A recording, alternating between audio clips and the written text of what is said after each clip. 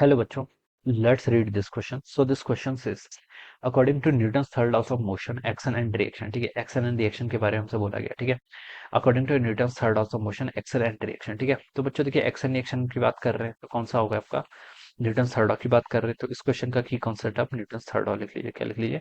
Newton third laws of motion. ठीक है, Newton third law of motion. ठीक है, Newton third law.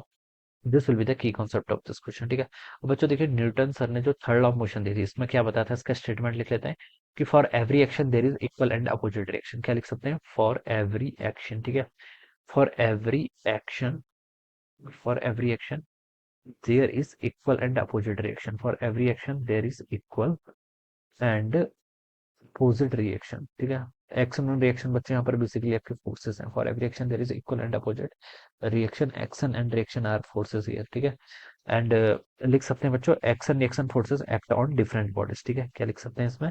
Action reaction forces, action reaction forces acts on different bodies, acts on different bodies. ये क्या करते हैं? आपके डिफरेंट बॉडीज पर एक्ट करेंगे. ठीक है, डिफरेंट बॉडीज ये लिख सकते हैं.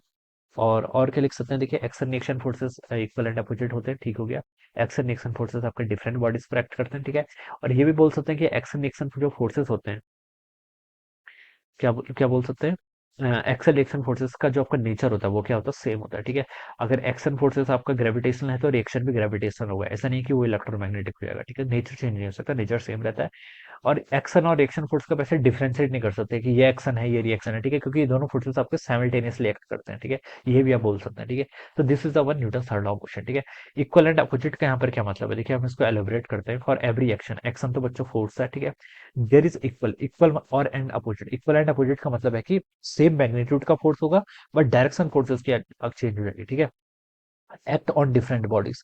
डिफरेंट बॉडीज मतलब अलग अलग बॉडीज में एक्ट करेंगे. अगर सेम बॉडी में एक्ट करते हैं फिर तो आपका नेट फोर्स जीरो जाता है. ठीक है, इसलिए डिफरेंट बॉडीज में एक्ट करेंगे. ठीक है, अब हमसे बोल रखा है देखिए स्टेटमेंट क्वेश्चन के according to Newton third law of motion action, action and reaction. ये पार्ट पर देखिए क्या बोला है, acts always act on the same body. तो ये तो रॉन्ग हो जाएगा. सेम बॉडी पे एक्ट करेंगे तो तब तो नेट ही जीरो हो जाएगा. फिर तो क्या मतलब? ठीक है, तो ये wrong.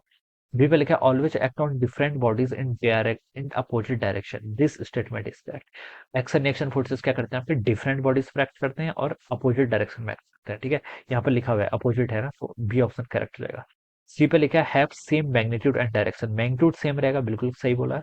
And direction, direction same रहेगी. ये स्टेटमेंट फिर अगेन रॉन्ग हो गया. ठीक है, डी पर देखिए क्या लिखा है, act on any one of the body at normal to each other. Act on any one of the body and normal to each other, ये रॉन्ग है. ठीक है, नॉर्मल की कंडीशन कोई फिक्स नहीं कर रखी है. ठीक है, नॉर्मल होगा ऐसा जरूरी नहीं. जैसे हम चलते हैं तो अब नॉर्मल फोर्स थोड़ा लगता है ग्राउंड पर, हम देखिए नॉर्मल फोर्स थोड़ा लगाते हैं ना, तो आज आपका फोर्स होता है वो किसी भी ऑब्लिक डायरेक्शन में होता है. ठीक है, नॉर्मल नहीं होता है. ठीक है, तो कैसे भी इसको समझ सकते हैं. तो बच्चों उसका राइट आंसर क्या हो जाएगा?